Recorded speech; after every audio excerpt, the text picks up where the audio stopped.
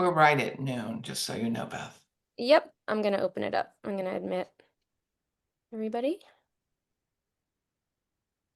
And if you guys get notifications that there's people in the waiting room and I'm talking, you can also just hit admit and let them in. Hi, everybody. Welcome. Welcome to the launch party of Sullivan Goes to See Mama. Hi, Kim. How are you? Hi, Gabby. Hi, Sebastian. Oh, it's so good to see all of you. I will ask that we keep our microphones on mute. Hi, Becky. Um, Woo! so that Woo! Kim, Kim is a grand family, and Yeah, man. I've known her for 5+ years now Yeah, since I wrote my yeah. first book, and her and I have talked a lot. So I'm so happy to see you, and I'm glad you're So here. proud. So Thank proud of you. Oh, Congratulations. thank you, Kim. Um, we're gonna keep letting people in for the next minute or two. We have lots of people entering in now, so I'm so glad to see everybody here. If you can't stay the whole time, that's fine too, but it's just nice to see people show up and give support for this community that oftentimes lacks a lot of support and resources and can feel really isolating and alone. Um, so I am Beth Tyson, and I am the author of Sullivan Goes to See Mama. I am also a childhood trauma consultant, and I help train organizations on trauma-informed care for children, all the way from the perinatal period, childbirth, and through young childhood. So if you have any questions or needs in that area, please feel free to reach out to me.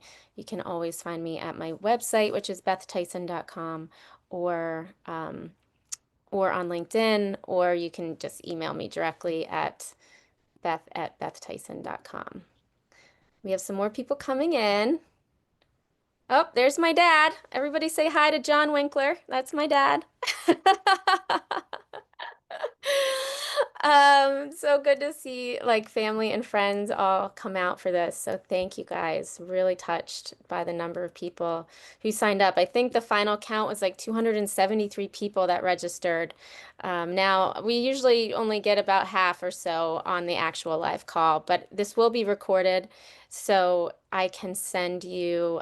So everyone who signed up will get a recording of the event if they couldn't make it today for some reason. All right, so let's get started. Today I have two special guests with me.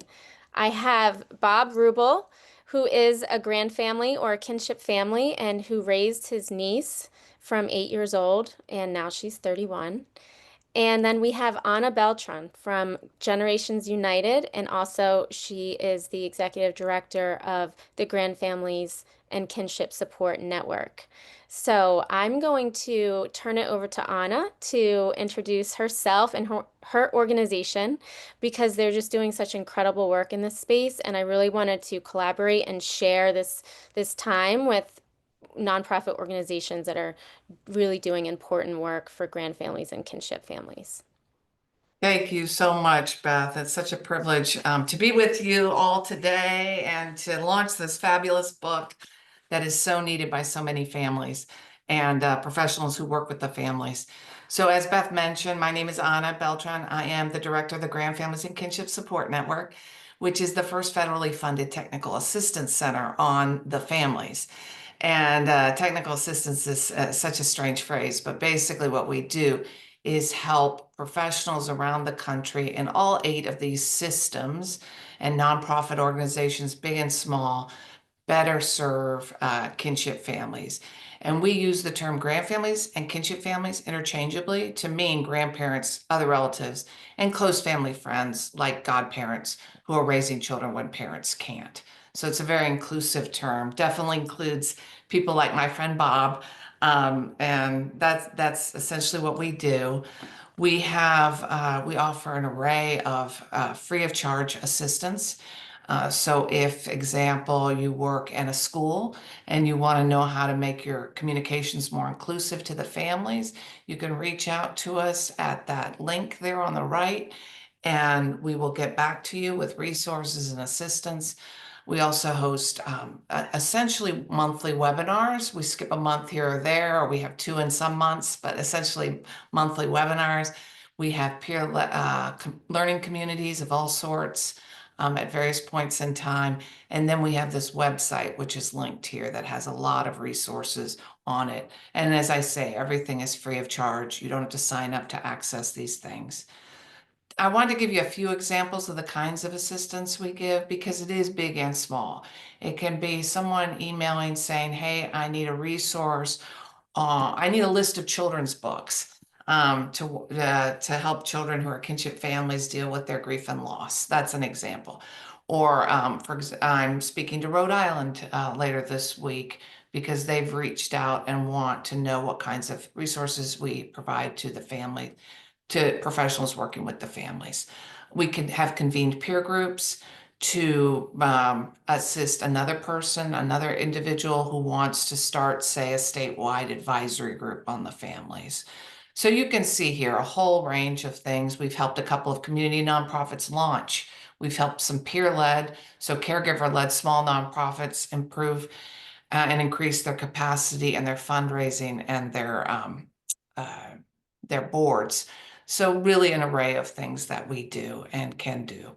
We have touched every state in the country at this point, many tribes. One of our partners is the National Indian Child Welfare Association. We also work closely with US Aging that has done a lot of work with Title VI Native American aging programs. So we have touched every state, many tribes, several territories with an array of our assistance. I wanted to point out 2 specific resources that relate to what Beth is going to share today, which is that we have this guide. You see these resources around mental health needs. And as you'll see at the bottom on pages 22 and 23 and 24 of this, Dr. Deborah Langosh created a list of children's books on grief and loss. So relevant to what we're doing today. And there's also resources in there for caregivers dealing with their mental health and grief and loss. So wanted to share that with you. Also, Dr. Joseph Crumbly is one of our subject matter experts. We've collaborated with him on a number of things. This is a recorded webinar that you can access, the recording, the slides, and a short resource he did. And it does talk about the unique dynamics of these families and co-parenting and visitation and all these kinds of things that when you have to consult with others, essentially. So I encourage you to access that. And just please stay connected with us. We have a monthly newsletter, which if you sign up here on this QR code, we will put you on our list. It just comes to your inbox. And it has an array of resources for the families, not just ours, but things the federal government is doing, things that other nonprofits are doing, etc. Again, that request assistance button, that'll take you straight to that form. And then please follow us on LinkedIn. We have a very robust page where we post a lot of resources that concern the families. So thank you, Beth. And it's such a thrill to be with you all today, and I'm really excited for this book. And thank you again for having us. Thank you, Anna. That was beautiful. The work you're doing is so needed for these families that, like I said, often lack support and access and even time to find these resources, right? The time and effort it can take a family who's already dealing with crisis after crisis can be really hard. So I'm just so grateful that you guys exist and that you're doing this important work. So thank you for joining us today. Thank you. You're welcome. In a little bit, we're going to hear from Bob, who I mentioned earlier is a grand family.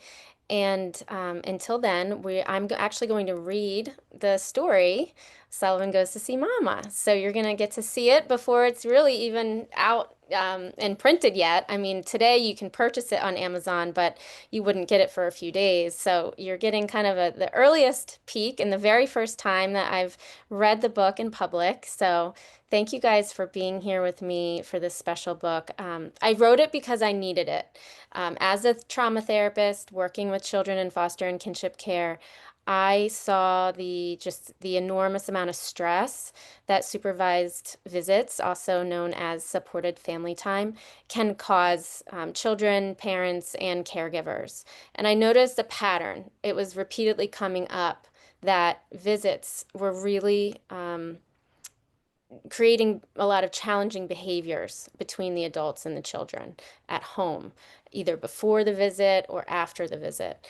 And I thought, well, there has to be something we can do to make this experience more enjoyable for everybody involved so that we don't have so much stress on the child. And what I realized was that children really weren't being mentally prepared in any way for what they were about to experience. They weren't even really sure what a visit was or why they had to go to one or why do I have to only see my mom or dad on this one day and just for an hour or two. It's very unnatural situation for children who, just want to see their parents or their loved ones. And so this can be, an emotionally confusing experience for children. And I wanted to aid that experience by creating a resource that could explain to children in age appropriate terms, why they are going to a visit, what the visit might bring up in them, what emotions and thoughts and feelings and questions it might bring up, and how to cope with those big emotions that end up spilling out, into the family afterwards. Not only that, but it gives the grandfamilies, the kinship care providers, and the foster parents some skills and some resources to help the children cope as well.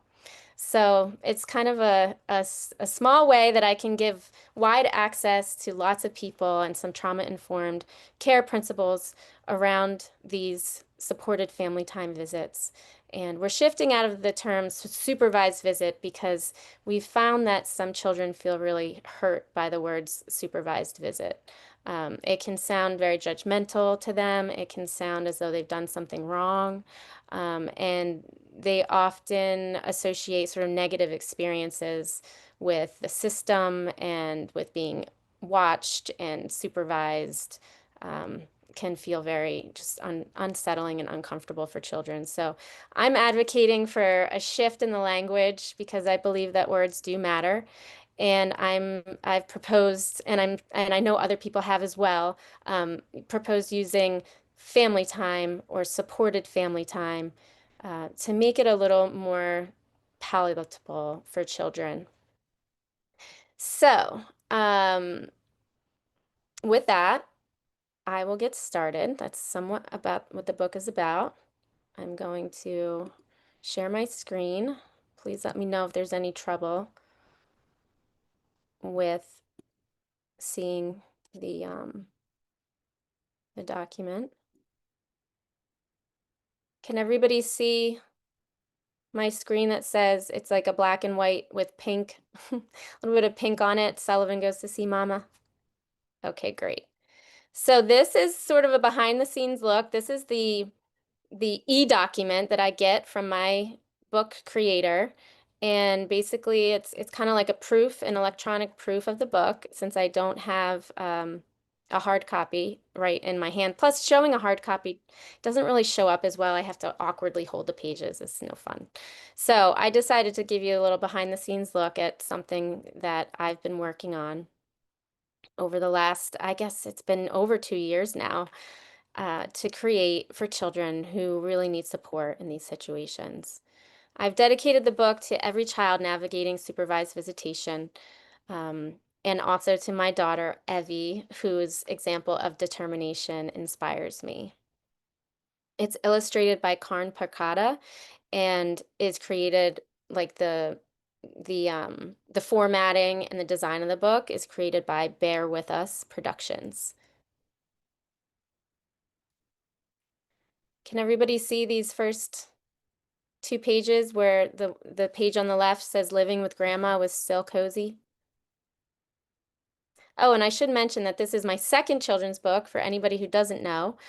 And the first book is called A Grand Family for Sullivan. It gives a more overview of what it's like to become a grand family. And now this is not necessarily a sequel to the book, but another book in the series that can be read alone, doesn't have to be read after the first book, but it talks about supervised family time.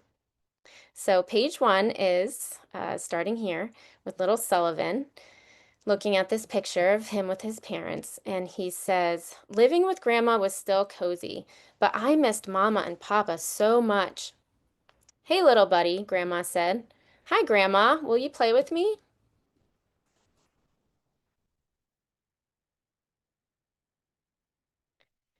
Playing was the magic that chased all my sad feelings away. "Of course, but first I have some news. We might get to see Mama tomorrow." "Yippee!" I said. "Tomorrow will be the best day ever." "Sullivan, I have something hard to tell you. Plan A is to see Mama in a big, busy building downtown, but there's a chance she won't be able to make it. What should our plan B be?" "Chocolate ice cream," I shouted.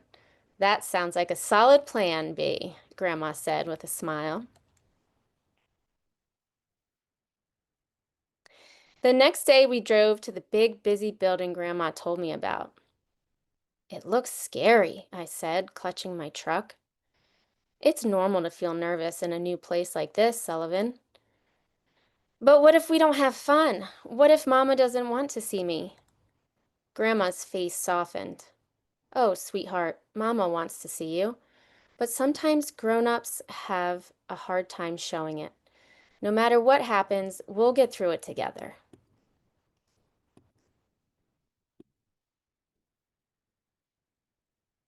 Sorry.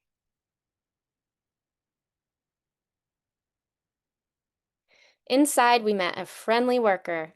"Hi, I'm Evelyn. It's nice to meet you. I'm here to make sure everyone has a good time today. If at any point you feel upset or need a break, give me a thumbs down, and I'll be there to help you." We sat down to wait for Mama to arrive. It felt like forever. "Did Mama forget me, Grandma?" "She'll never forget you, Sullivan. But your question makes sense. Waiting to see Mama is hard. Would it help to play a game until she gets here?" "I guess so," I said, but I kept thinking about Mama. A few minutes later, Mama finally arrived. "It's so good to see you," she said. I didn't know what to say, so I held out my truck. "Want to play with me?" "Sure," said Mama. Playing was fun, but I also had questions on my mind and I needed answers. I took a breath in and slowly let it out. "Mama, when will we live together again?" Mama sighed. "Maybe when you're a little older, honey. I need more time to work on being the best mama for you. Until then, Grandma will take care of you, and we will keep seeing each other here. If anything changes, we'll tell you right away, okay?" I looked down at my shoes. I wanted Mama to say I could go home with her.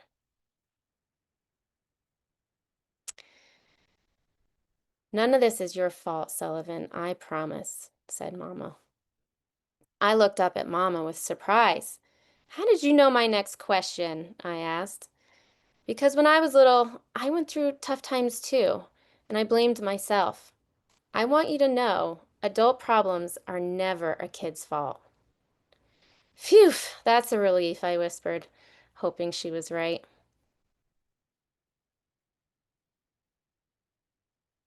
We talked about school and played card games until it was time to go. "Mama, when will I see you again?" "We'll meet here soon, and you're supposed to see Papa this weekend at Grandma's," she explained. I didn't want to say goodbye to Mama. Leaving her felt sad and confusing, but I acted calm for Grandma. That night before bed, nothing went right. "It's time to put on your pajamas," Grandma said. I ignored her. I was thinking about Mama and Papa. "Sullivan," I said, "it's time to get ready for bed." "You can't make me. You're not my mama," I screamed, and I threw my special truck at the wall.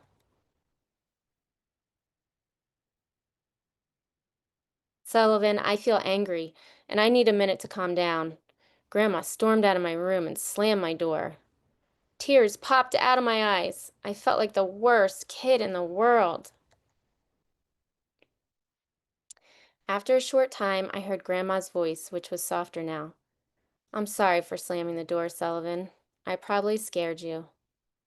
I was afraid you were going to leave me forever, I sniffled. I'll never leave you, little buddy, but I understand why you would think that. Come, I have an idea.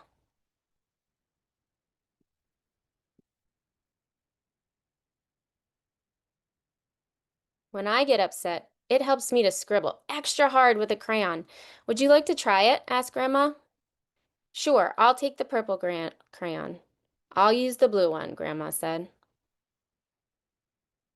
We scribbled and scribbled and scribbled until I felt brave enough to tell Grandma how I was really feeling. It's not fair that I can't live with Mama and Papa. You're right, Sullivan. It's okay to feel sad and angry about what you're going through. But remember, big feelings come and go. You won't feel this way forever. Right then, I told myself, it's okay to feel sad. Let big feelings come and go. And I pressed the waxy crayon so hard into the paper that it snapped. That felt good, I said with a giggle. Would you like to make this our special thing? Every night we can scribble out our feelings together.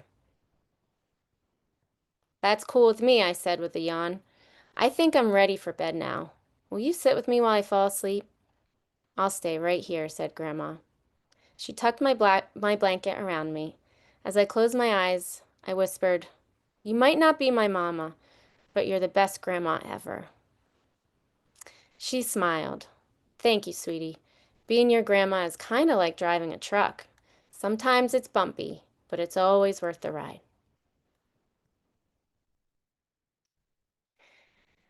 Oh, getting a little choked up here. um, so that is the story.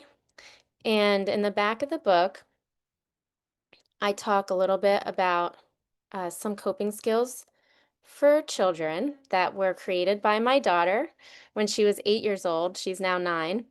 Um, and so I thought it would be really cool for kids who read the book to kind of hear from someone their age, because the book is for kids about 3 to 8. And so these were all her ideas that she came up with on her own. And I hope that they help a child who reads the book. She's also a character in the book. The supervision monitor, the visit monitor, Evelyn, is based on my daughter. And then on the very back pages, I also have some guidance for adults to help them prepare for trauma-informed family time.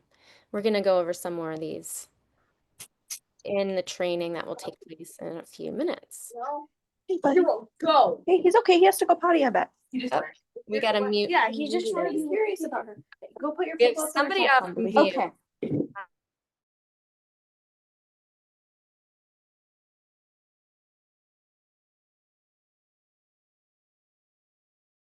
Beth, I think you're on mute now. I'm sorry, I was trying to figure out what that noise. Did you want me to speak now? Yes, so Oh, you are up next, and can you hear me now? I can. Okay, good.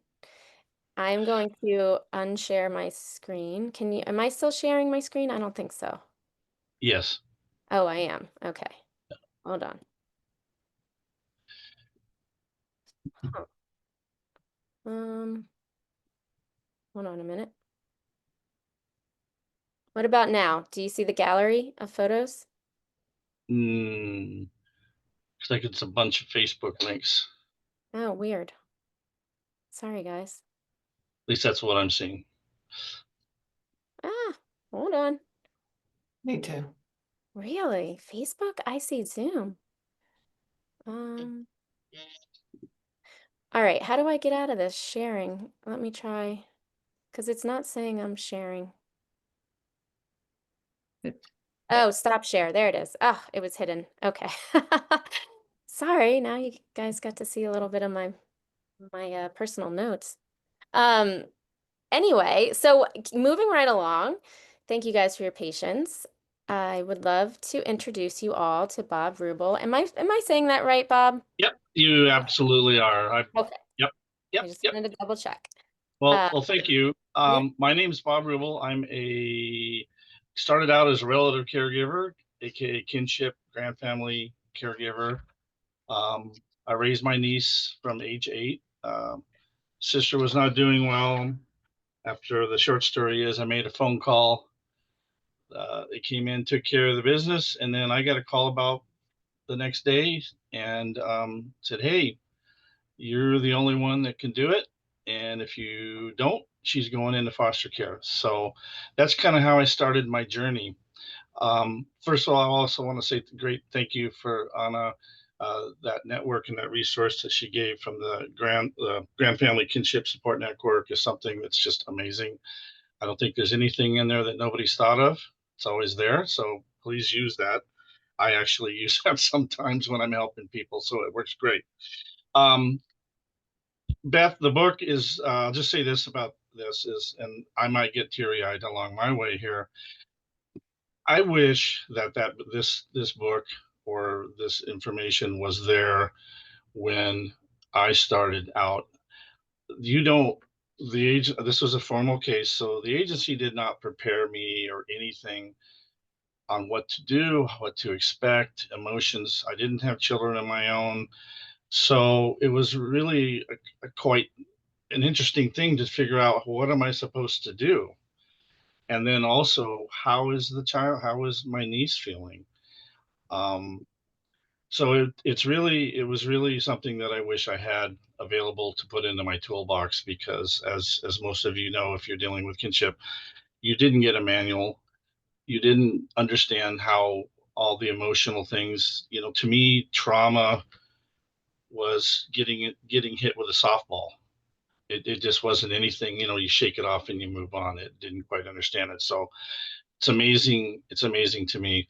So when I read the book and I followed it, it was me wishing I had followed those same steps as grandma and had that knowledge and understanding, because the last thing I wanted to do was to meet my sister in a park, uh, I was the supervisor, and have to try to understand what's going on here, and then also try to keep the child grounded. So it's amazing, and it's so refreshing for me to see a person like Beth that is focused on the kinship aspect, because after going through many therapists along the way and moving on, as they're doing their internship, and traumatizing my niece when she just gets a relationship, I advocate heavily here in California that we don't hire we want somebody that's kinship understanding, that has some either lived experience or as close to it as they can. So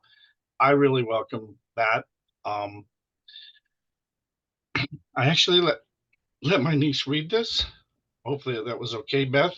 Yeah. And I just said, "Hey, read this." And she explained to me that that was pretty much right on what she was going through and understanding. The part that hits me is when she said, "Why can't I go home? Why can't I just go home with my mom?" And I'd be better prepared today to be able to try to address that because of my experience. But what a terrible thing to have to go through as a child. Um, anyway, so that's about all. Before I start bawling here and have to go off camera, I thank Beth for bringing this to the forefront, and I will be talking to you after this because I've got a lot of thoughts I'd like to get from you. And I appreciate everybody being here, and hopefully my story is just one little tiny story of the millions out there. And if you're advocates, keep it up, because it's just something that needs to be done. So that's about all I got, unless there's anything else you want me to bring up, Beth. I'm Thank you, I'm just everybody. thank you, Bob. I'm so grateful for you and your transparency and sharing, your very tough, experience that you went through with your niece. And like we talked about yesterday on our pre-call, even uncles and aunts are sometimes the kinship providers, and that's an even less recognized group of people, really, than the grandparents. So it is nice to have you here to represent all the aunts and uncles out there who are stepping up to It's take in. it's funny that you say that because as I got into the teen years where she turned into a little devil, was seeking some support, and I went to a support group. And when I walked in the room, I thought I was in the wrong room. I was the only male in there. And obviously we can do it. You know, I can straighten hair like the best of them. Um, but males, obviously we can do it as well. But with the right tools, it really helps. Definitely, Again, definitely. yeah. Yeah, thank you for being a voice for men and for aunts and uncles and for grandfamilies. Thank you. I'm curious if you could share a little bit, or if you're comfortable sharing a little bit. I know your niece is now grown up. What your relationship is like with her now. So she moved back home. Okay. The story kind of moves through where eventually I mean, obviously there's a lot of bumps and dips along the way, especially the teen years when that little princess turned into something I didn't understand what it was. Um, we have a good relationship. Her mother, my sister, had passed away about 2 years ago, and my niece was prepared because she had been working with a psychologist. I had continued that after she turned 18 for quite a few years, and so she had the grieving process down. She knew that it was coming. We have a great relationship right now. We've always had a good relationship, even though I was the mean Uncle Bobby, you know, when she was young, because I was the one that was getting on my sister for all these crummy things, excuse me. And so we get along good, but I will tell you the trauma is still there. It pops up sometimes of insecurities, the abandonment. Um, she's had some boyfriends that did not so good things, so she's had a tough way. But I kind of say that trauma is kind of like that gift that keeps on giving. Unfortunately, that sometimes you just can't wipe it out. So I've obviously developed a lot of workaround and positive reinforcements to try to overcome it. Usually it's a hold on, we're bumpy in the turbulence, and then the flight settles out and we're all good and we can go to sushi and have a beer. Everything works out. So and she's 30, so if there's any mandated reporters out there, I'm still good. So but Bob. it's a good relationship. I mean, unfortunately, it's just her and I left. You know, my father's gone. My whole family is just she and I, and so she keeps that close. But still, I get some lip once in a while, just like I always did. But I don't walk away like the others did. So even though I wanted to go out and slam that door like Mama did, Yeah, yeah, so I get yeah, that. No, we're good. We're good. I just hope for her the best when I'm gone, and you know, made provisions for that, and yeah, that's about all you can really do. yeah, you've done a lot. I didn't choose this by any means, but it was the best decision I ever made. Wow, that's powerful. Thank you for sharing that. I really, really appreciate it. You're helping so many people on the call today feel seen and understood. So thank you for that. Okay, we're at 12:34. Okay, so we're going to move into the training portion. Before we do that, does anyone have any questions? Maybe just one or two short questions for Bob?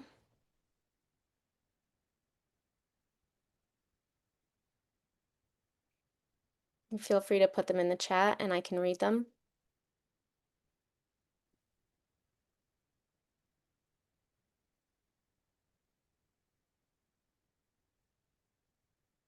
No, doesn't look like it. Well, if you do have a question for Bob along the way, feel free to message him. You should have that, or I guess you would have to put it in the group chat and then he could respond to it. So thank you, Bob. Thank you for how you cared for niece and how you were able to look past her behavior and see that the behavior was really stemming from pain and um, and typically challenging behavior always does stem from some sort of unhealed or unprocessed or unexpressed pain. And so, Beth, Marcy asked a good question in the chat just now, Bob. oh, thank you. Thank you. Bob, it says, what did you do to take care Yeah. of yourself during your journey with your niece? Good question. Well, obviously we've all heard if the air masks drop down in an airplane, you put yours on first. That's great advice, but it's a very difficult thing to do along the way because I'm a human being as well. I had a white towel in my room every night, ready to throw it out and call it quits. But you somehow work through it. You get your battery recharged. You get up the next morning and you start all over again. Yeah, that's a tough question because I did everything that I could. A couple extra glasses of wine didn't help, so that wasn't a good thing. But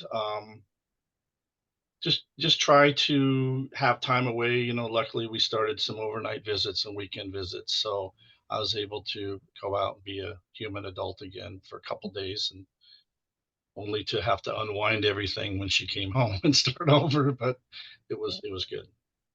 Yeah. Thank you. Thanks for sharing Yeah, that. the village portion. I didn't really have a village. Well, I did. I had a girlfriend that was really sympathetic to it, but unfortunately, as a male guy that loved to travel and do things, you got the comment of, well, why don't you just take her back? Why don't you just take her back? Why are you doing all this? And so my village kind of closed up a little bit because I couldn't do the things that I wasn't doing the things that I used to do. And people didn't understand why I was changing my life Mm, or my sister's kid. yeah, So it was tough. that was tough. Wow. But And you so, definitely need to take care of yourself yeah, somehow. Talk to somebody. I think for groups, going to the very first really time I reached out to non-professional people was going to a group and, like I say, walking into that room and realizing, you mean I'm not the only one that's doing this? And that that really helped because there's some people that I'm very good friends with the Graham Family Network that we may be 20, 30 years different in age, but we can complete each other's sentences because it's a family and we understand the difficulties for years of listening to other people's stories. so So you my did niece, I think I work. saw something there. My niece, so when she was removed from my sister, she was 8 years old, and she's going to be 31 in July. Somebody asked that. Yep. Well, it's good. It sounds like you did find a support group at some point, which I think is so critical for people going through this, because just to know you're not alone, like relieves so much stress off your system. And to talk to and be surrounded by people who get it is really powerful for your mental health. So thank you. Let's see, did I miss any questions? Let's see, how long did you care? Oh, how long did you care for your niece? So I did that. She was 8 and 30. Then she's 31 there. Yeah, she moved out for about a year and a half. So she's Yeah, been with me pretty the whole consistent. time. Okay. Conversations, at the young age were age appropriate. I never said anything difficult about my sister or anything like that. Now we can talk about all of that and stuff. So I think most of the conversations I tried to keep age appropriate and not knock her mom down, even though I think she saw that along the way. Yeah, that's important too. I always teach that in my trainings that try to stay neutral. Even if you feel very angry or very, even hateful towards the parents, children internalize the messages that they hear about their parents, and they think if my mom or dad is bad, then I must be bad too. Yeah.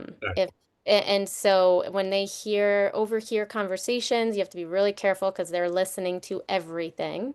The trauma makes them hypervigilant, which means they could literally hear a pin drop on the other side of the house, especially if you're talking about their parents. And so it's really important to at least stay neutral uh, if you can't find anything nice to say, or try to find something nice to say, whether it's your mom had such a great sense of humor, or your dad had a really beautiful smile, or has a really beautiful smile, something positive that doesn't create a sense of anger or frustration in you can be really powerful for the children to hear, because often all they hear is the negative about their parents, and they do internalize those messages because they see themselves as extensions of their parents. So we do have to be careful about how we speak about a child's parents in front of them, or even if they can accidentally overhear you. So thanks for bringing that up, Bob. I appreciate it. All right, we're going to get started with the training. So along with this launch party and celebration of the book, a book I wish I didn't need to write, truthfully, but I'm glad that now exists for people who need it. I am going to offer a training on 6 tips for healing-centered family time. So instead of making the visits all about judgment and supervision and trying to find things that are wrong, we're going to flip the script on that and try to make it a very soothing and more enjoyable experience for children and their parents, so that we can improve the possibility of reunification if it is possible. But even if it's not, to at least allow the children to have some better memories with their biological family. Because even that is valuable. Even if reunification isn't possible, just having some positive memories of their parents can be really helpful for their sense of identity and their sense of self-worth and their mental health over the long term. So I will be sharing my screen, and hopefully it won't be a lot of Facebook links. Let me know if you can't see what I'm doing. 1 second. All right. Can you see my opening slide with my picture and my title of the presentation, which is 6 tips for healing-centered family time? So what that means is, if you've never heard the term healing-centered, what that means is that we're taking it sort of a step beyond just being trauma-informed, and really trying to promote healing in these interactions, and connection and trust and safety, so that it's not just all about the trauma that's happened, but it's also about the healing that is possible for families. I have a short disclaimer here. Obviously this is not a substitute for professional mental health advice. Please seek professional treatment from a licensed mental health professional for any of your specific issues around supervised visits or family time, foster care, or kinship care. This is for educational purposes only. So the reason we have this event today, like I said, this is a book that I wish didn't need to exist, but does need to exist. And so I am really proud that we're able to offer children in these circumstances some support. The book is not a cash cow by any means. Do not become a children's book author if you want to be rich. It is a work of love. It is making the world a better place, one story at a time. And today, purchasing the book is just a deep, deep sense of gratefulness and gratitude for anyone who is able to do that.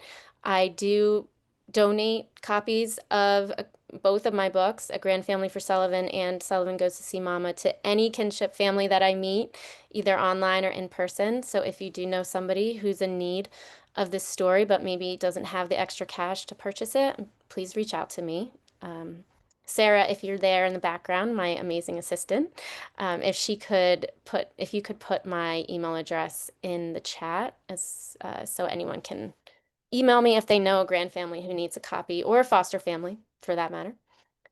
Purchasing the book today is a big help to getting it out to even more children who need it. So because of, the algorithms and the way that Amazon works, the more people who buy on the release date, the more they show it and promote it out on their platform to other customers.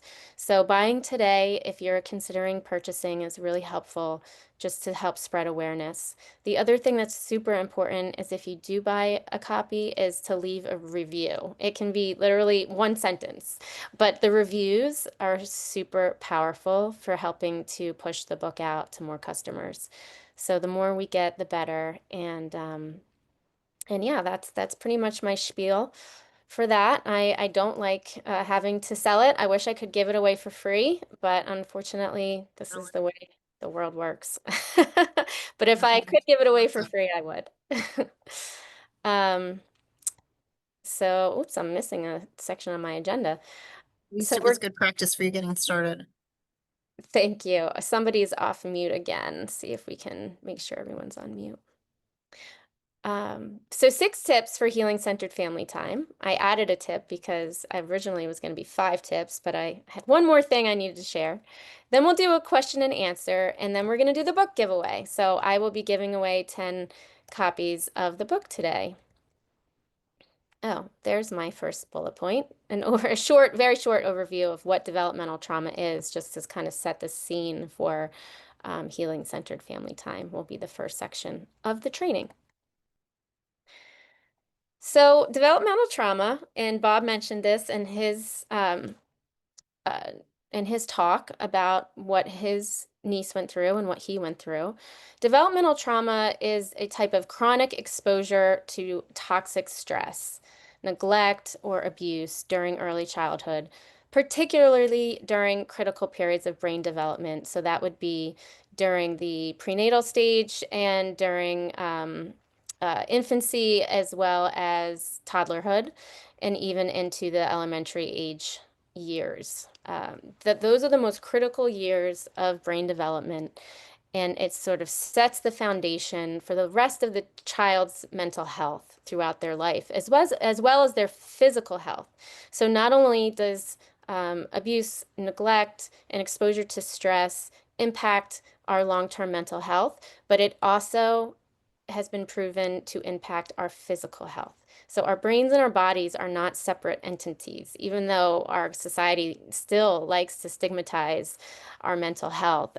We really are all one system, and what affects our brain affects the rest of our body, and what affects us emotionally affects the rest of our body. And so they're not separate things. The studies, like the ACEs studies, the Adverse Childhood Experiences studies, have shown, a very strong correlation between what happens in our childhood and the long-term outcomes of our physical health. And I encourage you to go to a website called pacesconnection.com to learn more about positive childhood experiences as well as adverse childhood experiences, and how to help children navigate those experiences. So unlike a single event trauma like a car accident, developmental trauma has a long-term effect on brain development, behavior, and physical emotional well-being.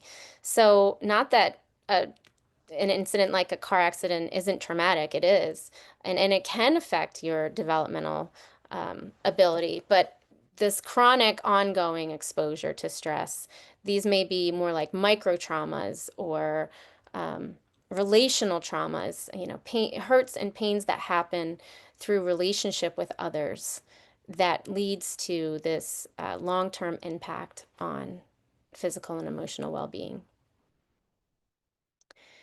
It impacts children in 4 main ways. Number 1 being a lack of trust. So when we experience a trauma, especially in relationships, it makes it extremely hard for our brains to trust that others will be safe and that the world will be safe around us. So if you learned early on in life, when you're trying to establish a sense of safety, early on in your childhood, you're trying to figure out, is the world safe? Are people safe? And that's a survival question, right? That's a question we ask out of a need to survive. It's instinctual. And when children feel as though they can't trust the people around them or the world around them, it creates that trauma response. And so, what's really disrupted by trauma is our ability to trust ourselves, trust others, and trust the world around us. So, we feel very unsafe, fearful, and afraid the majority of the time. And then this plays out in our behavior. Attachment disruptions. So, lack of trust leads to trouble getting close to others and forming and maintaining, ongoing healthy relationships with caregivers, with partners and spouses. And it also leads to a desire to control outcomes for safety and survival. So a lot of the behavior we see in children is based in a need for control. And the reason we end up in these control battles is because control equals safety in our brains. When we feel as though we can control the people around us and the things that are happening, we feel a sense of safety. And trauma removes control, right? Trauma takes your control from you. And so you're desperately trying to get it back. And you will try to control anyone and everything around you in order to feel safe, because that safety is a survival need. It's a basic human need. We all need to feel safe in the world. The other impact is emotional dysregulation. So we'll see big behaviors, struggles to cope with stress, sort of an inability to manage frustration, a low tolerance for stressors, and it's kind of like they're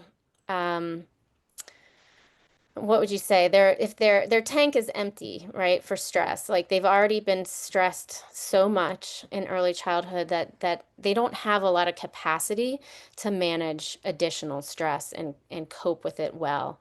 And so you'll see the behaviors escalate when any type of even small stress comes along, because they've already sort of exhausted their ability to cope with stress, and they don't have any energy left in their tank to manage their emotions. And the behavioral responses can manifest in children with aggression, withdrawal, hyperactivity, sensory seeking, um, and defiance, as well as a fear of authority figures. And this can, unfortunately, all these symptoms can look like other mental health diagnoses.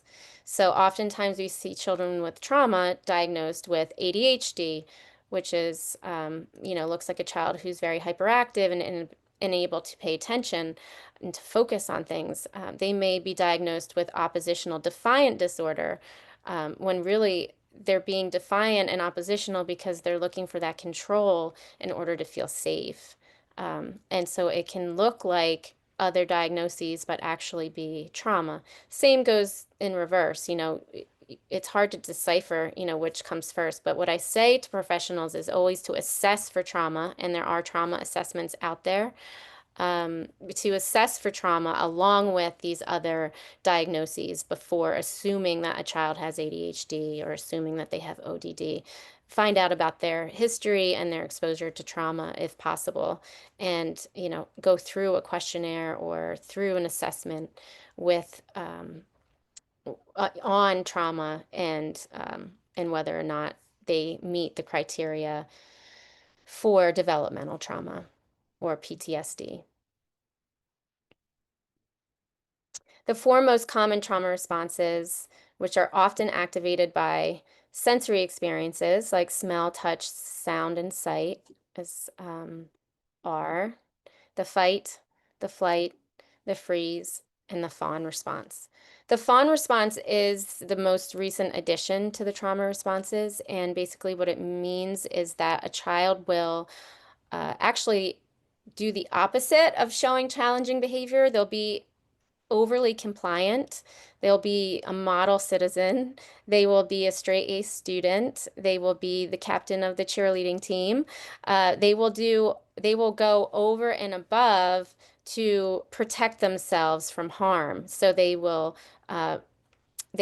people please, and they will comply with whatever is expected of them because they are terrified that if they don't, they will be in danger of either losing a loved one's love or physically or sexually harmed because of past experiences. So we see children fawn, and we often think, oh, they're doing great.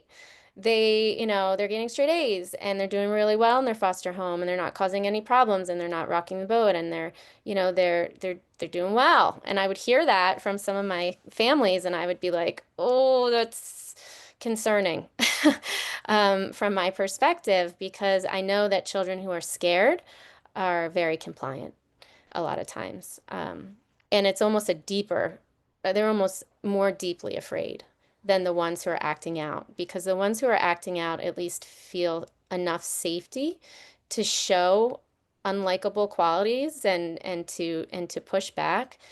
So they actually have a little deeper sense of trust in the world than the overly compliant child who is so afraid of doing anything wrong that they take on sort of this perfect child persona. Some things we might see in young children are hyperarousal, which is that like easily startled, difficulty sleeping and calming down. You might see, and these are not like all of the symptoms, but just some of the more common ones. You might see frequent tantrums or aggressive behaviors, clinginess or fear of new situations and people, a disinterest in play, a disassociation, which is when a child can seem really zoned out or staring off into space for long periods of time. They may lose track of time. They may seem very forgetful. They may seem as though they are not there, like they're physically in the room with you, but they feel empty, like they're not there. They could be dissociating, which means that they are not in their present body or mind. They have gone somewhere else in their mind because they may have been triggered by traumatic memory or sensory input. And so in order to protect themselves, their brain literally like goes somewhere else other than reality. And so you may notice that a child with trauma cannot remember things and is very forgetful and might say that they were somewhere else when they were really in another location, and it could be because they don't remember where they were because they were dissociating.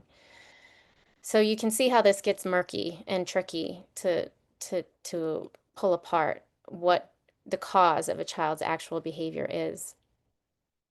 You might hear physical complaints, especially for young children. They can't tell you how sad they're feeling or how angry they are that mom and dad aren't with them. So you might hear them say they have a headache, they have stomach aches or other body aches. This is how children typically express that they are anxious or sad.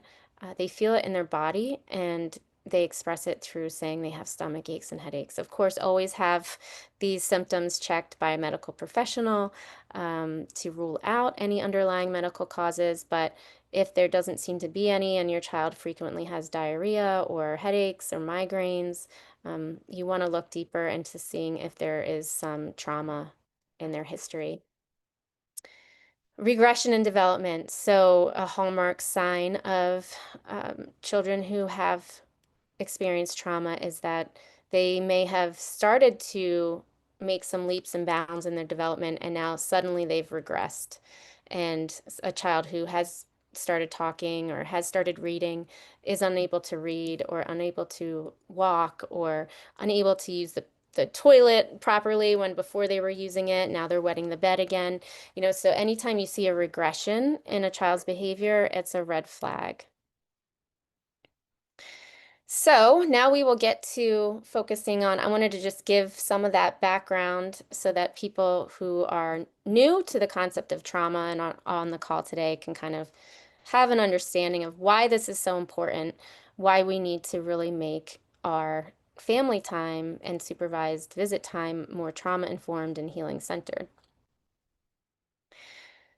So some reasons why these family time visits can upset children. One that comes to mind right away is that, the traumatic memories can be activated. So if a child was neglected or abused by mom or dad, and now they're sitting in the room with mom or dad, they may be triggered into a trauma response. That could be that dissociation that I mentioned earlier, where just like they're just zoned out, numb, they don't know what's going on, they're not like mentally present. Or it could look like the child running and hiding under a table, throwing things, screaming, crying, being very disobedient and aggressive. The visits often are confusing, and there's a lot of uncertainty around where the visits are going to take place, when the visits are going to take place. Is mom or dad going to show up this time? Which, unfortunately, I would hear a lot of children who were very disappointed because they prepared to see this parent on this day and the visit got canceled. And often they get canceled um, by the parent, but sometimes it's just a logistical thing that gets canceled because it's part of, the system or scheduling and all that kind of stuff. So there's just a lot of different potential interruptions in when visits will happen and taking place, and children don't like that. Humans don't like that. We don't like being uncertain. We don't like being confused, and we don't like having questions in our minds. And supervised family time can be very uncertain. It's a change in their normal routine. So routines are paramount for children, especially those with trauma, because it creates a sense of predictability, and predictability equals safety. Everything will come back to a child's ability to feel safe and trusting of the world, themselves, and the people around them. And routines help them do that. Routines help them feel as though the world and the people around them are predictable, and that predictability equals trust and safety, which is desperately needed for children who have experienced foster care and kinship care. Also, during family time, they may be spending time with unfamiliar people. So maybe there is a monitor, a supervision monitor, who is sitting in the room and actually taking notes, just like Evelyn was in the story. That is a situation that happens. In Bob's example, he was the supervisor. He was the monitor, making sure that mom was safe with her child, which is even like a double bind for Bob and for people in those circumstances, right? Because you have so many emotions tied into that relationship, and it's really hard to be partial and unbiased when you're supervising your family member with a child that you love and care for.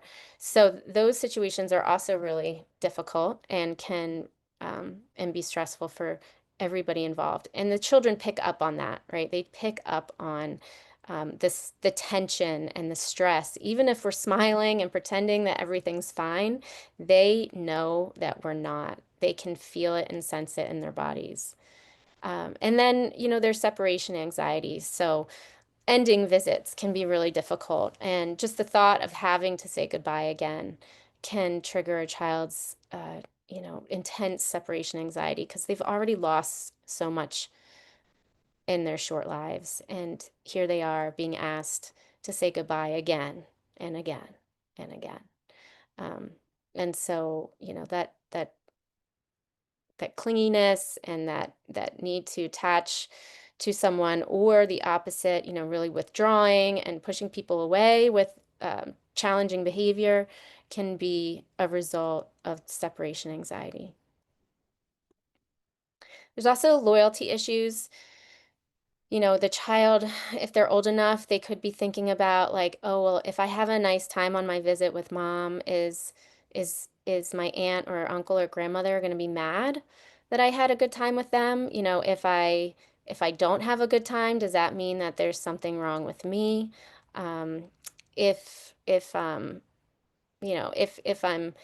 nice to mom, am I disloyal to grandmom? If I tell mom how much fun I'm having with grandma, then, am I being disloyal to mom? There's all this like conflict in their minds that they're thinking about. There's hopes and fears of reunification, and they can feel both hopeful for reunification and fearful of it at the same time. Children almost always want to go back home, no matter how bad it was, no matter how hurt they were. It's an instinctual drive to be with your biological family. And most of the time, I can't say all the time, but most of the time, I feel confident that children want to go home and they want to have contact with their families. And we know that because we see it happen when they turn 18 and they come out of foster care. They go back home or they go right back to relationships that they had with their biological family. There's the fear of rejection, sort of like Sullivan had in his story, where he's like, well, what if mom doesn't want to see me? And what if we don't have fun? What if she hurts me again? So there's all that anxiety. And let's be honest, nobody likes being watched. I mean, it's a very uncomfortable feeling to have a third party, supervising over you and your parent of all people. It's a very just discomforting experience. And children report that they dislike being watched. So, as you can see, there's just like many reasons why this can be upsetting. Reasons it can upset parents is that there's a lot of grief and shame and sadness involved. They have their own hopes and fears of reunification. There could be traumatic memories activated for them. For example, if it was a spouse or a partner who was abusive to the child, those traumatic memories may surface during the visits. There could be a fear of rejection from the child, which I can imagine would be immense if I were in their shoes. I don't even know how I would show up for a visit, with the fear that this child may reject me. There could be the fear of judgment from whoever is monitoring the visit, and the fear of making another mistake or harming the child. They may not trust themselves to be with the child. Now, after all that sad news, we do have reasons why visits are good for families. It supports reunification. So, more often than not, children who come into foster care do get reunified with their families. It's only the very worst case scenarios where children are not reunified. And that is always the goal initially of foster care, is to have the child reunified with the parents when it's safe. Our system has changed over time. We used to lean quickly towards removing children from their homes and putting them into foster care. But as more research has surfaced and more evidence supports that children do best with their biological family, we've now sort of swung the other way, and we are really trying as much as possible to keep families together, because time and time again, that's what the research shows is best for the long-term well-being of the child and the family. That's not always the case. Sometimes reunification is impossible, like in Bob's example and in many of the examples of the families that I've worked with. But I tend to work with some of the worst cases, and I tend to, see and speak with, some families who just aren't able to reunify. It also eases the separation anxiety and grief. So if a child is experiencing a lot of separation anxiety and grief, having a connection and having a consistent connection with their biological parents can ease some of that anxiety and grief. It promotes emotional healing for the child and the parent. It builds trust and safety in relationships, and that is the foundation of healing from trauma, is rebuilding that ability to trust and feel safe in relationship with others. That is always the goal of trauma-informed care and healing-centered relationships. And then I just kind of repeat what I said earlier, which is that almost always children want to be connected to their family. So tip number one, we need to, or we can prepare the child mentally. So when we're prepared ahead of time, and I'm sure you can relate to this, when we know what's coming, we can rehearse it in our minds. We can sort of mentally prepare ourselves to face what's coming. And children are the same way. Um, they need to know where they're going, who they're going to see, what will happen, how long they'll be there, when they're leaving, when they'll return, when they'll see their mom again. Um, and they really thrive on that information. So sometimes as adults, we think, kids don't need to know that, or they seem fine. I don't need to share all this. But the truth is, they really do have all these questions swirling around in their minds, even if they can't ask them, and they will express it in their behavior oftentimes. So even with very young children, who maybe even children who aren't old enough to speak, you still want to tell them exactly what's going on. Even infants, where they're going, who they're going to see, what's going to happen, as much as you can. And that way they have a mental preparation. Even infants can sense the tone in your voice, your facial expressions, and your body language to understand that you're trying to communicate something important with them. And so, even like I said, with very young children, this is important. The best tip I have is creating the plan A and the plan B. It came up in the book for Sullivan, and I really, it was actually a recommendation by my editor to include it. And I added that in because I think it's so critical when children are disappointed to know that there's a plan B coming because oftentimes plan A, the visit or the time with their biological parents, doesn't happen. Like it gets canceled or they don't show up. Sadly, this is a reality. And so because we can't promise a child that the family time is going to take place, having a plan A and a plan B gives them the sense of control. So, plan A is we're going to see mom today. Plan B is what do you want to do, if plan A doesn't work, and letting them have some say in what the plan B is, or let it be their idea, gives them more control over their experience and more agency. So let them decide what plan B might be within reason, of course. If it were my kid, she'd want to, go buy a candy store and you know, eat candy all night long. We're not going to let her do that. But, maybe we can go to the playground. Maybe we can go get pizza. Maybe we can go to Target and get a container of slime, something positive uh, to sort of lighten the loss of plan A. This is important because the predictability reduces anxiety and helps regulate our emotions. Here's a short script you could say to a child who's going to a visit for the first time. Very simple, it doesn't have to be complicated. It's age appropriate for very young children, even up through adolescence. And it goes like this. You might spend time with mom, dad, whoever, tomorrow. We will go to a place that has toys, games, and a friendly helper named, hopefully you know the name of the social worker or monitor who might be there, to make sure that everyone has fun and stays safe. So it's very simple, direct, to the point, it's honest, and it says exactly what's going to happen. Repeating this is important because kids take in information in bits and pieces, and they comprehend information over time and through repetition.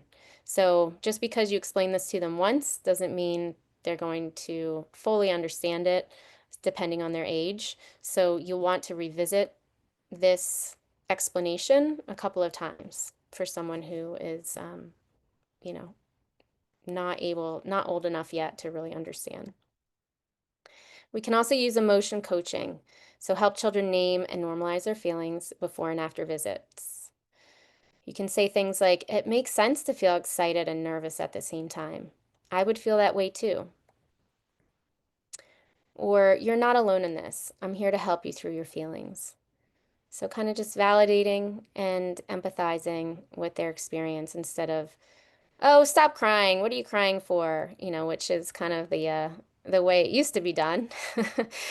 Because it's hard to see kid's upset, right? I mean, it's gut-wrenching when your kid cries and you just want it to stop. And so sometimes our first reaction is, instead of empathizing, is to try to tell the child not to feel that way.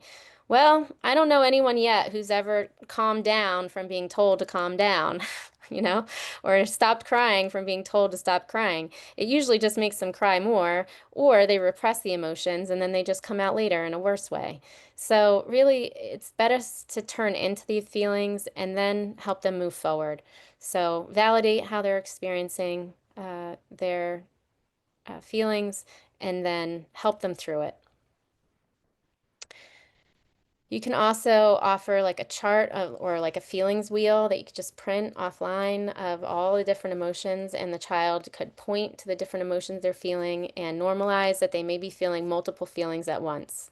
That's a very common experience in these situations.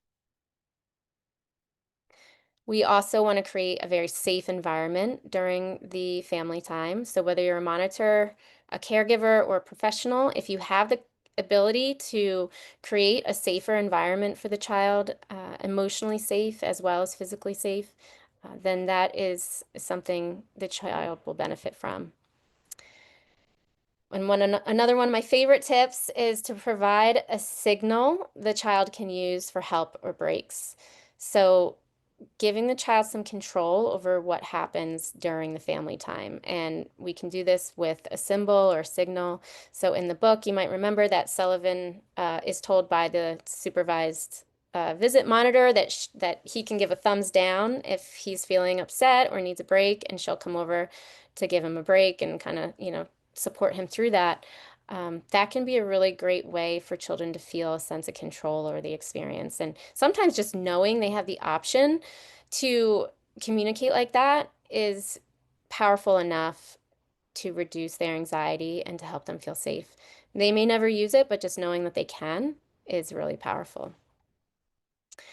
Try to be as child friendly and age appropriate and not clinical. So kids, they don't understand, adult language and the way we talk in the mental health um, field. So try to remember that and bring it down to their level, um, and focus on the fact that, you're there to keep them safe and that your job is to help them have fun and enjoy their time today, and that you're just a friendly helper there to support the family. Creating a quiet and comfortable space, this is often not possible, is what I hear from real life families. But I say it anyway because when it is possible, it's really important to try and offer a space that feels quiet and, has a good temperature, comfort level, and maybe has some soothing imagery on the walls or doesn't have harsh lighting. Like a lot of times visits take place in very loud, noisy, brightly lit places, and this can be overstimulating for the child's nervous system. You might see more difficult and challenging behavior. So anytime you can make the environment more soothing for the child, the better. Include familiar toys, books, or sensory items. So allowing them to bring a stuffy, allowing them to bring something from home to show their parents. Maybe it's schoolwork they did, a drawing that they did, or if they have some sort of coping mechanism, like maybe they have a fidget, or maybe even like sitting in a rocking chair can be really helpful for some kids who just need that constant sensory movement to help them regulate their nervous system. So allowing them to have, the access to those kinds of things can be really impactful and making the experience more enjoyable for everybody. And then being non-judgmental and accepting of all the emotions, really trying to understand how hard this is for the child and understand how hard it is for the parents as well. And being accepting and non-judgmental of anything that might come up um, is really critical. Safety isn't just a physical experience, it's emotional too. We can feel safe in our physical space, but emotionally we might not feel safe. And so the right environment sets the tone for that connection, safety, trust, and co-regulation. We also want to center the child's needs. And doing that might mean following their lead. You know, as adults, we tend to be the boss, right? We were the ones that sort of call the shots. But for children with trauma, they really need to feel as though they have that sense of control in a safe and age-appropriate way. So we want to focus on their needs and not our needs, and not the needs and wants of adults. So follow their lead, provide options. Do you want to sit next to me or across from me? Do you want to sit at this table or at that chair? You know, like anything that you can find to provide an option will give them a sense of, okay, I do have some control here. This is safe for me. If a child doesn't want to sit next to somebody, honor that. You know, if a child doesn't want to hug somebody, honor that. If they need some time to transition and want to sit in a corner and read a book quietly for a few minutes, you know, honor that. You know, trust that the child will come to you when they're ready. If they need breaks, allow it. Again, they can use a hand signal or special word to signify that they need a break. If they want to play or draw instead of talk, great. Those low pressure moments are just as important as, you know, those deep talks. And a lot of times children express themselves through play, and they process trauma through play. So they're less likely to have a talk with you about how they're feeling. They're much more likely to play it out or draw it out. And as long as they're safe and not harming themselves or others, allow them to play and draw whatever they want without judgment, without telling them that there's something wrong with it or that they can't do it, because that's how they're processing their trauma. Allow the child to use their body to regulate their emotions is really important. So oftentimes we tell children they need to sit down, be still, stop moving around. But when we do that, we're like stifling their coping mechanisms. Children need to move to process their emotions. And a lot of children regulate their emotions through rocking or running or flapping their arms around or any number of things. Even chewing gum can be really regulating for our nervous system. The pressure on our jaws can send signals of safety to our brain and nervous system. So, you know, finding creative ways to help them move their body, even if they, you know, even if they do have to stay seated or whatever the rules are, maybe they can chew gum, or maybe they can chew something chewy, something else chewy. Maybe it's, you know, some other sort of sensory input, or maybe they can use a fidget. So just keep an open mind. Give time for slow transitions into and out of family time. So transitions are extremely difficult for children with trauma. It's another form of loss for them when they've already lost so much. And so saying goodbye or starting something new or ending something, no matter how silly and ridiculous it might seem to us, it might just be leaving the playground. But for them, it's a sense of loss. I'm losing this thing again. I'm really enjoying this thing, and now I'm losing it. You know, I have to separate myself from something again. And that feeling can remind them of the loss and separation from their biological family. Something to try if you have it, you know, to say to a child to sort of center their needs. This is just in one example, but saying something like, you don't have to talk about anything you don't want to. We can just hang out together. You know, this is just time for us to play, to read, to draw. There's no pressure here. We want to end the family time as peacefully as possible, but it can often be difficult, especially for kids who have trauma. Providing structure can be really helpful. So letting them know when the visit is about to end and reminding them along the way, like, you know, we have 30 minutes till the end of the visit. You know, we have 15 minutes till the end of the visit. We have 10 minutes till we need to leave. You know, giving them sort of a countdown gives them an orientation around the amount of time that they have left and can help reduce their anxiety when it is time to leave. And so that can make the separation and the transition go more smoothly. Help the family create a see you next time ritual. I don't like to call it goodbye because it's, you know, you are going to hopefully see these people again. And so creating a little ritual that they can do together, whether it's read the same book every time, whether it's listen or do a dance to a favorite song that they love, or maybe it's a a special handshake or dance that they do together, but something a family can do together to say, okay, this is the end. We're now transitioning out of family time and back into the normal world. Model safe boundaries with things like, not assuming a child wants a hug. So do you want a hug, a high five, or something else? And if you're in the room, you can kind of facilitate that if a child doesn't have the language to say, I don't want a hug. Touch can be very triggering for children, especially if they've experienced abuse. So giving them options around how they want to say goodbye is important. Being honest and not offering false hope and promises is important as well. So it can really, if you don't know when you're going to see mom again, don't make false promises about the next visit or the next time together, and just say, I wish I had the answer for you, but I don't. I don't know when we're going to see her the next time. But what I can do is tell you as soon as I find out. So that way you're not giving them false hope or telling them lies or being another person who breaks their trust. You're being honest, even when it's painful, and they will love you for that, and they will trust you for that. Allow them to feel their emotions, acknowledge them, and help them move on to the next thing. So that looks like a little something like this. I can see leaving is hard. You're allowed to feel blank, whatever it might be, angry, sad, frustrated. I'm here for you. And after this, I want you to know we're going to the playground. We're going to get pizza.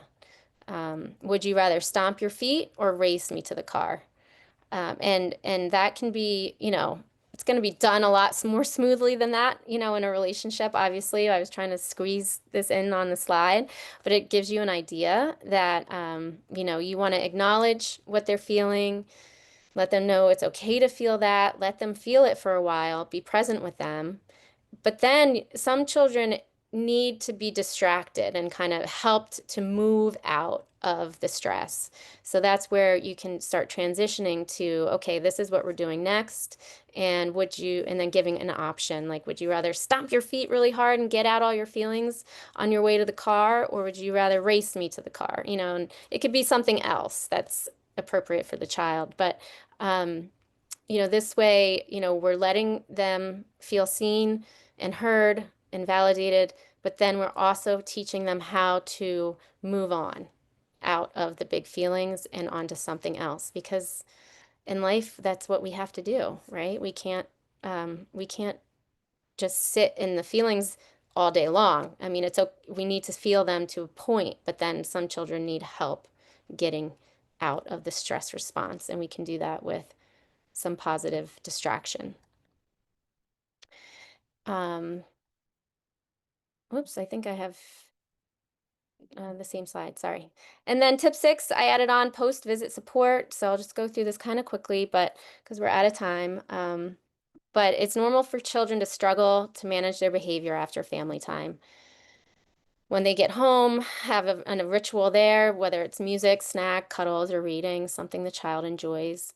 Avoid sudden changes, plans, and overstimulating environments. So like I wouldn't suggest taking them to a trampoline park after a visit. That's probably not going to be the best option. But then again, depending on the child, maybe it could. It just depends on how your child gets their stress out. So, think of what really is their way to cope. Stay close and available for comfort, but don't be hurt if they don't want to be comforted. Don't take it personally. Some kids need space, but just be available, and let them know that, like, I'm here for you if you do want to talk or if you do need a hug, but I'm not going to force it on you. Use reassuring language like, you probably felt a lot of different feelings today, and you're safe to share them with me if you want to or when you want to. But if you don't want to talk about it, you don't have to. With their consent, you could offer safe physical touch, such as doing their hair. Maybe it's rubbing lotion on their hands or playing one of those clapping games that kids love to play. Any type of physical touch can help increase a sense of safety and attachment with our caregivers. But of course, we would only do that with their permission. And yeah, So and the last thing was to burn off some stress with heavy work, which is like lifting heavy things or pushing hard against something, or physical activity like running, jumping, spending time bicycling. That physical activity can burn off stress hormones. So that is it for the presentation today. I realize that we are at a time which somehow I always get right up to the last minute. But I will stay on for an extra 10 or 15 minutes. I have the time to stay if anyone has additional questions. I'm so grateful that you all were able to be here today. When you leave the meeting, you will be asked to participate in a short survey. Your feedback just gives me opportunity to learn what your experience was like today and how I can improve it for the future. So I would really deeply appreciate it if you take just a few minutes and fill that out. I know I've asked you for a lot today, so if you don't have time, feel free to skip it. But yeah, I'd love to stay in touch. I'm so happy that we were able to all get together today to support kinship and foster families and talk about this new resource that is available. I'm honored that I had Anna and Bob here to share about their expertise and their story. And I will stick around for some questions or comments. Love to hear what you guys thought. And yeah, well, I'll open it up for discussion now.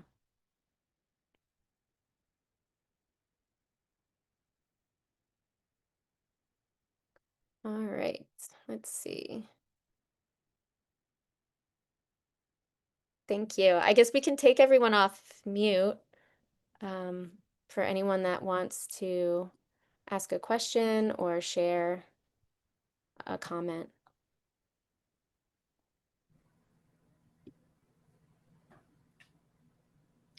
Oh, I forgot about the books. Oh no, I didn't get to the book giveaway. I will. All right, so the book giveaway.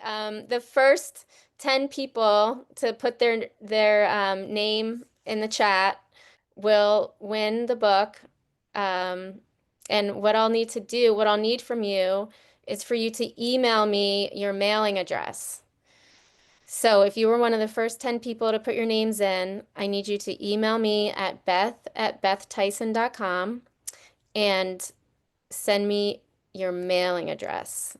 And make sure that it's okay for a Saturday delivery because sometimes Amazon delivers on Saturday.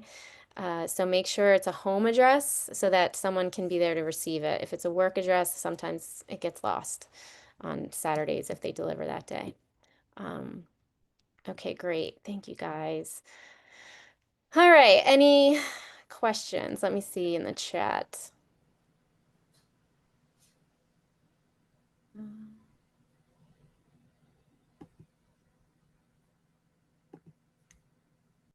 See a lot of thank yous. Great presentation. Thank you so much. Thanks so much. I don't think I see questions.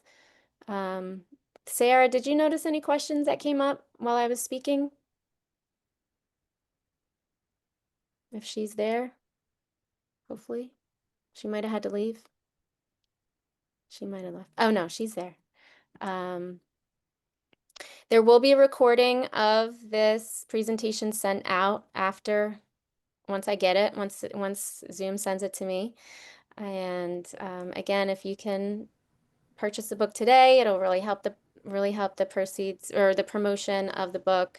And if you know a grand family or kinship family, feel free to forward me their information so I can send them a copy. And yeah, I'm really grateful for everyone who was here today. Thank you. My family, my friends, my coworkers, my colleagues. It's just so nice to see your support of this important mission. Let's see. From Canada, you should be able to order it from Amazon from Canada, I believe. But I will double check that. I'm not sure. The email, I'll put my email in the chat so you can email me your mailing address. It's just beth@bethtyson.com. And Kayla, if you can't get it in Canada, you could always email me and I I could mail it to you directly or something. We could figure it out. Says it's not yet available in Ireland. I can't believe, by the way, earlier I saw all the different countries who represented today. I saw France and Nicaragua and England and like, I mean, all South Africa. We have somebody, I know people from Australia signed on. So I'm just really, really impressed at the worldwide impact we can make with this book. So thank you guys. Thank you for being here. And yeah, feel free to reach out to me if you have any additional questions. Bye, everybody. Thanks again.